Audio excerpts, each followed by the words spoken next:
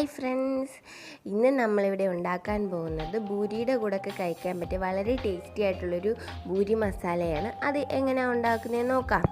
അതിന് വേണ്ടിയിട്ട് ഞാനൊരു ചെറിയൊരു സവാള എടുത്തിട്ടുണ്ട്, ഒരു ചെറിയ പീസ് ഇഞ്ചി, ഒരു പച്ചമുളക്, കുറച്ച് കറിവേപ്പില, 3 വറ്റൽമുളക്, 4 ഉരുളൻകിഴങ്ങ് പുഴുങ്ങി അതിൻ്റെ തൊലിയൊക്കെ കളഞ്ഞ് വെച്ചിട്ടുണ്ട്. ഇതൊരു ഏകദേശം 250 ഗ്രാം കാണും. ഞാനൊരു കടായി മസാല ഉണ്ടാക്കാൻ വേണ്ടി ഒരു കടായി വെച്ചിട്ടുണ്ട്. അതിലോട്ട് ഞാൻ 1 ടീസ്പൂൺ വെളിച്ചെണ്ണയും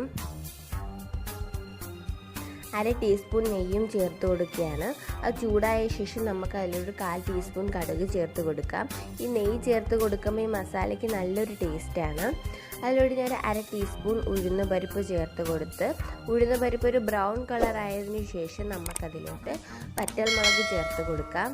ഞാൻ വറ്റൽമുളക് 2ആയിട്ട് മുറിച്ചാണ് ചേർത്ത് കൊടുത്തേ. കുറച്ച് കറിവേപ്പില, അതൊന്ന് ഫ്രൈ ചെയ്തതിന് ശേഷം നമുക്ക് അതിലോട്ട് ഒരു ചെറിയ സവാള ഞാൻ നീളത്തിൽ മുറിച്ച് വെച്ചതാണ്, അത് ചേർത്ത് കൊടുക്കാം. ചെറുതായിട്ടൊന്ന് വഴറ്റിയ ശേഷം നമുക്കതിലോട്ട് പച്ചമുളക് ചേർത്ത് കൊടുക്കാം. പച്ചമുളക് ഞാനിത് ഒട്ടും തന്നെ എരിവില്ലാത്ത പച്ചമുളക് ഒരു ഭംഗിക്ക് വേണ്ടി ചേർത്തതാണ്. നിങ്ങൾ ഉണ്ടാക്കുമ്പം ഈ പച്ചമുളക് ചേർക്കേണ്ട കാര്യമില്ല. നമുക്കിതിൽ വറ്റൽമുളകിൻ്റെയും മുളക് പൊടിയുടെ എരി മാത്രം മതി. ഇതിലോട്ട് പാകത്തിന് ഉപ്പും കൂടെ ചേർത്ത് നമുക്ക് നന്നായിട്ട് വഴറ്റി കൊടുക്കാം. വഴറ്റുമ്പോൾ അതങ്ങ് കളറൊന്നും മാറണ്ട, നമുക്ക് ചെറുതായിട്ട് ഇങ്ങനെ സവാള കടിക്കാൻ കിട്ടണം. അപ്പം ഈ ഒരു പരുവം വരെ മതി.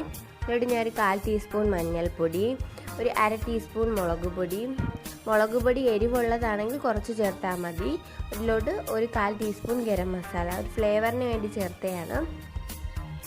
എരിവുള്ള മുളക് പൊടി 1/4 ടീസ്പൂൺ ചേർത്താൽ മതിയാകും. ഇതിലോട്ട് ഒരു 1/2 ടീസ്പൂൺ പഞ്ചസാര നിങ്ങൾ ചേർക്കണം ഇത് ഉണ്ടാക്കുമ്പോഴത്തേക്കും. അപ്പോഴാണ് ഈ മസാലയ്ക്ക് നല്ലൊരു ടേസ്റ്റ് വരുന്നത്. അതും കൂടെ ചേർത്ത് നമുക്ക് നന്നായിട്ട് വഴറ്റി ആ പൊടിയുടെയൊക്കെ പച്ചമണം മാറുന്നത് വരെ ഒന്ന് വഴറ്റി കൊടുക്കാം.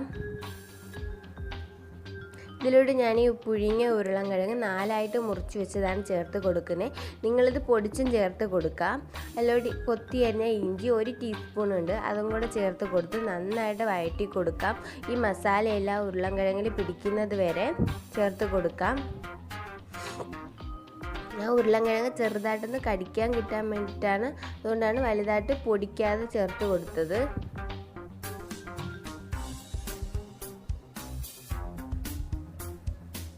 ഇതിലോട്ട് ഞാനൊരു ചെറിയ തക്കാളി നീളത്തിൽ മുറിച്ചത് ചേർത്ത് കൊടുക്കുക. ഈ തക്കാളിയും ആ മസാല എല്ലാം കൂടെ ഉരുളൻകിഴങ്ങിൽ നന്നായിട്ട് പിടിച്ചു വരും. അതുവരെ നമുക്ക് നന്നായിട്ട് ഒരു 3-4 മിനിറ്റ് വഴറ്റി കൊടുക്കാം. ഏകദേശം അതിൽ മസാലയൊക്കെ നന്നായിട്ട് പിടിച്ചിട്ടുണ്ട്. ഇനി നമുക്ക് അതിലോട്ട് ചൂടുവെള്ളം ചേർത്ത് കൊടുക്കാം. ഇത് നന്നായിട്ട് പൊടിച്ചാണ്, ഉരുളൻകിഴങ്ങ് നന്നായിട്ട് പൊടിച്ചാണ് ചേർക്കുന്നതെങ്കിൽ ഒരു 2 ഗ്ലാസ്, ചെറിയ ഗ്ലാസ്സിന് 2 ഗ്ലാസ് വെള്ളം ചേർക്കുക. അപ്പോൾ കുറുകി വരുമ്പോൾ ഗ്രേവി കറക്റ്റ് ആവും. ഇത് ഞാൻ പൊടിക്കാത്തത് കൊണ്ട് 1.5 ഗ്ലാസ് ചൂടുവെള്ളം ചേർത്ത് കൊടുത്തിട്ടുണ്ട്. ഈ സമയത്ത് ഉപ്പൊക്കെ കുറവുണ്ടോ എന്ന് നോക്കാം, ഉണ്ടെങ്കിൽ ചേർത്ത് കൊടുക്കാം. നമുക്കിതൊരു 5 മിനിറ്റ് മീഡിയം ഫ്ലെയിമിൽ അടച്ചു വെച്ചേക്കാം. 5 മിനിറ്റ് കഴിഞ്ഞിട്ടുണ്ട്, നമുക്കിത് ഓപ്പൺ ചെയ്യാം. അപ്പോൾ ഉരുളൻകിഴങ്ങ് കുറച്ച് നന്നായിട്ട് സോഫ്റ്റ് ആയിട്ടുണ്ട്. അപ്പോൾ ഞാൻ ചെറുതായിട്ടൊന്ന് ഉടച്ചു കൊടുക്കുകയാണ്.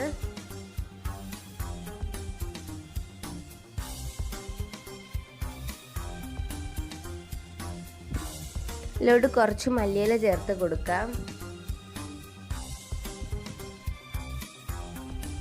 അവിടെ ചേർത്ത് നമുക്ക് ഗ്യാസ് ഓഫ് ചെയ്ത് കുറച്ച് സമയം വരെ അടച്ചു വെച്ചേക്കാം. അപ്പോൾ കറി ഒന്ന് തണുത്തിട്ടുണ്ട്. ഈ ഒരു പരുവായിരിക്കും.